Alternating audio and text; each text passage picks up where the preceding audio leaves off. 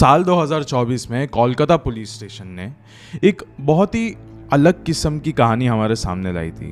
एक state police एक horror story सब लोगों के सामने लाती है और सब लोगों की रातों की नींद उड़ जाती है। ये कोलकाता की one of the most famous places में से एक है, the national library of Kolkata. And guys, I am sure कि आप लोगों ने इस कहानी के बारे में कहीं ना कहीं तो सुना होगा, बाकी यूट्यूब चैनल्स में भी सुना होगा, लेकिन हम लोग ने थोड़ी और रिसर्च करी इस चीज़ के ऊपर और वो ली कहानी तो है ही, लेकिन उसके साथ साथ एक ऐसी चीज़ है जो कि कभी कोई यूट्यूब चैनल ने बताया नहीं, और वो इससे भी ज़्यादा खौफनाक है, बहुत ज़्यादा खौफनाक। आप सबको पता होगा कि ये जो नेशनल लाइब्रेरी ऑफ कोलकाता है ये ब्रिटिशर्स ने बनाया था, लेकिन ब्रिटिशर्स के जाने के बाद ये हमारे नाम तो हो गई, लेकिन उसी दौरान कुछ ऐसे हादसे हुए थे यहाँ पे कि जिसके बाद ये सारे हादसे जिसके साथ हुए हो वो आज तक इससे उभर ना पाया हो। नेशनल लाइब्रेरी ऑफ कोलकाता में एक वॉचमैन आया था कुछ सालों पहले जिसका नाम था बीर बहादुर, और ये पूरी कहानी उसके ऊपर होने वाली है। लेकिन अब ये वीडियो शुरू करने से पहले ऐसे ही और horror, mysterious and historical videos देखने के लिए सब्सक्राइब कर दीजिए इस चैनल को। एंड गाइस, प्लीज़ अगर आपको ये वाला वीडियो अब तक अच्छा लगा है तो प्लीज़ लाइक कर दो, अपने दोस्तों के साथ शेयर भी कर देना। एंड गाइस, हम लोग 1 मिलियन के बहुत ज़्यादा करीब है, तो प्लीज़ सब्सक्राइब कर दीजिए। अब ये कहानी शुरू होती है। ये आज से तकरीबन 20-25 साल पुरानी कहानी है, जब कोलकाता की जो गवर्नमेंट थी वो इस कोलकाता नेशनल लाइब्रेरी के लिए एक वॉचमैन ढूंढ रही थी, सिक्योरिटी गार्ड ढूंढ रही थी। तो उनको मिला था बीर बहादुर, इसको चुना गया था वहाँ के एज अ वॉचमैन के लिए। एंड बीर बहादुर एक ऐसा आदमी नहीं था जो कि सिर्फ जॉब ढूंढ रहा था या फिर कि उसका नया नया जॉब था। एक्सपीरियंस आदमी था, बहुत सालों से वॉचमैन या फिर सिक्योरिटी गार्ड की उसने नौकरी खरीदी। एंड गाइस, ये जो प्रॉपर्टी थी ना, ये ब्रिटिश गवर्नमेंट के पास से आने के बाद towards Indian government this was a heritage. तो पहले ही दिन लाइब्रेरी वालों ने बीर बहादुर को कह दिया था कि आपकी जो ड्यूटी है वो नाइट ड्यूटी होने वाली है, सुबह में आपका काम नहीं रहेगा इतना। एंड और भी बातें उसको बताई गई थी कि ये जो लाइब्रेरी है उसके अंदर अक्सर सुबह, दोपहर एंड शाम को स्टूडेंट्स आया करते हैं, एंड रात को यहाँ पे कोई भी नहीं होता, रात को खाली सिक्योरिटी गार्ड्स एंड वॉचमैन रहते हैं यहाँ पे। एंड फिर बीर बहादुर ने भी वहाँ पे कहा था कि हाँ साहब, मुझे कोई फर्क नहीं पड़ता ये सबसे, मुझे आदत है, मैं पहले भी नाइट ड्यूटी कर चुका हूँ। रात हो गई है, बीर बहादुर बाकी सारे सिक्योरिटी गार्ड्स के साथ बैठा हुआ था। अब बाकी सारे जो सिक्योरिटी गार्ड्स थे, वॉचमैन थे, वो ये बात कर रहे थे कि अच्छा हुआ बीर बहादुर को ना ईस्ट लॉन दे दिया गया है, मैं होता तो मैंने एकदम राहत की सांस लेता। फिर बीर बहादुर ने कहा क्यों? उसने बोला क्योंकि उसके पास में ही वेस्ट लॉन है और वेस्ट लॉन पे कोई भी नहीं जाना चाहता, और ये सबसे जुड़ी हुई एक कहानी है। साल 1769 में वहां दो लोगों के बीच एक लड़ाई हुई थी, वॉरेन हेस्टिंग्स और फिलिप्स फ्रांसिस के बीच। दोनों ने एक दूसरे को मारा था, लेकिन उनमें से फिलिप को ज्यादा लग गई थी। फिलिप वहां से भाग निकला, लेकिन ब्लड लॉस इतना हो चुका था कि उसकी वहीं पर मौत हो गई, और जहां उसकी मौत हुई वो जगह थी इस लाइब्रेरी का वेस्ट लॉन। तब से ऐसा बताया जाता है कि हर अमावस की रात में फिलिप की आत्मा इन्हीं गलियारों में फिरती है, अपने बदले की तलाश में रहती है। बीर बहादुर को लगा कि ये सब सिर्फ कहानी है, भूत प्रेत जैसी कोई चीज नहीं होती, और इससे पहले भी तो मैं नाइट ड्यूटी ही तो करता था। बीर बहादुर ने सब कुछ इग्नोर किया और अपनी ड्यूटी पे चला गया। देर रात हो रही थी और वो अपने पत्नी के साथ कॉल पे बात कर रहा था।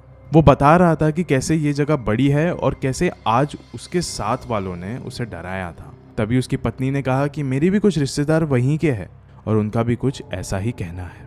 बीर बहादुर एकदम परेशान हो गया था कि सब लोग मुझे डराने के पीछे क्यों पड़े हुए हैं, और उसने वहीं पे अपना फ़ोन रख दिया। और वो बार बार अपने आप से यही बोले जा रहा था कि अरे यार, मैं यहाँ पे काम करने आया हूँ, लोग मुझे क्यों डराए जा रहे हैं बार बार। एकदम ज़्यादा फ्रस्ट्रेट हो गया और अभी वो रेडियो सुनने के लिए बैठ गया। उसके पास एक रेडियो था। अब वो जितना सुनने की कोशिश कर रहा था वो सब कुछ एकदम मूव वगैरह कर रहा था, जो भी होता है उसका बटन, फिर भी उसका आवाज़ नहीं आ रही थी, फ्रीक्वेंसी अच्छे से पकड़ नहीं रही थी। फिर उसके बाद बीर बहादुर को लगा शायद से मैं जहाँ पे हूँ अभी वहाँ पे नेटवर्क थोड़ा वीक है, रेडियो की फ्रीक्वेंसी आ नहीं रही। तो फिर वो ना थोड़ा और चलता गया, उस लॉबी में चलता गया और थोड़ा थोड़ा करके अभी उसको आवाज़ आने भी लगी, लेकिन उसके बीच बीच में भी ऐसा लग रहा था कि कोई तो बात कर रहा है उसके बीच में। फिर वो और चलता गया। फिर उसके बाद उसको लगा कि शायद से इस लॉबी में ही कुछ दिक्कत है, मैं एकदम बाहर चले जाता हूँ। और वो ऐसा चलते चलते फिर पूरे बिल्डिंग के बाहर आ चुका था। जैसे ही वो पूरी बिल्डिंग के बाहर आया, उसने देखा कि बाहर एकदम अंधेरा है, लाइट्स तो वैसे भी ऑन नहीं होती इतनी रात को। और उसके बाद उसने देखा कि आसमान में चांद भी नहीं था। ये ऐसा कैसा दिन है कि मतलब कुछ भी नहीं है। फिर उसको रियलाइज़ हुआ कि आज अमावस की रात है। उसको जैसे ये रियलाइज़ हुआ, उसका जो रेडियो था वो एकदम ऑफ हो गया। जो वो ऐसी आवाज़ करता है ना, वो अभी कुछ भी नहीं कर रहा था, लेकिन फिर भी रेडियो में से एक आवाज़ आई, आज मेरा दिन है।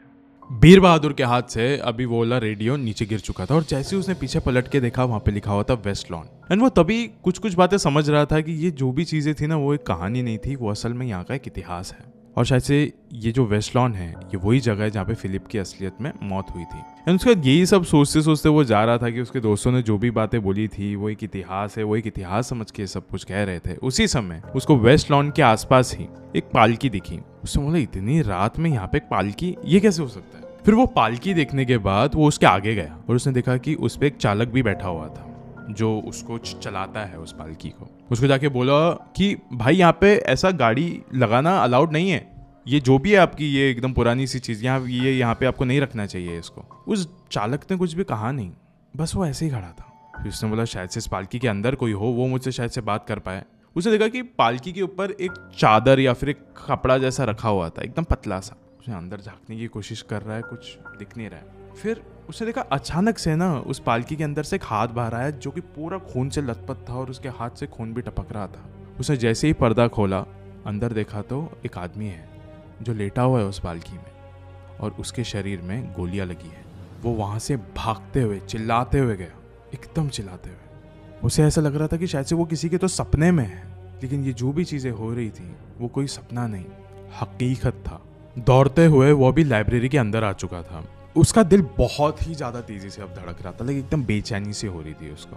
उसे ऐसा लग रहा था कि जो फिलिप की आत्मा है वो बाहर ही नहीं अभी इस कमरे के अंदर भी आ चुकी। उसको ऐसा लग रहा था कि बस इस लाइब्रेरी के अंदर मुझे बस एक रात गुजारनी है किसी भी तरीके से, उसके बाद मैं यहाँ पे वापस कभी भी नहीं आऊँगा। और उसी वक्त उस कॉरिडोर के एकदम आखिरी कमरे से किसी के तो रोने की आवाजें आने लग गई, गूंज रही थी वो हर जगह पे। और उस वक्त बीर बहादुर को ऐसा लग रहा था शायद से ये रोने की आवाज फिलिप की ही आत्मा की होगी, क्योंकि उसको गोलियां लगी थी, इसके लिए शायद से वो दर्द से तड़प रहा हो। लेकिन अब जब उस कमरे से चीखने चिल्लाने की आवाज़ें आने लगी तो वो भागते हुए वहाँ गया और बोला दरवाज़ा उसने खोल दिया।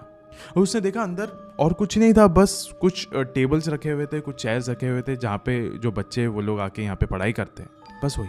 लेकिन फिर भी उसके एकदम कोने में एक बच्चे की आवाज़ में कुछ सेंटेंस सुनाई देता है और वो आवाज़ थी, मैं ऐसा नहीं करूँगा, मुझे जाने दो। उस बच्चे ने जब देखा कि कोई उसके पास आ रहा है वो जल्दी से उठा और जाके उसको गले लगा लिया। बीर बहादुर ने उसको अपने गले से हटाया और उसको कहा कि तुम इतने रात को यहाँ पे क्या कर रहे हो, इतनी रात को लाइब्रेरी में नहीं आ सकते, तुमको पता है ना माँ बाप कहाँ हैं तुम्हारे। उसके बाद उस बच्चे ने कहा कि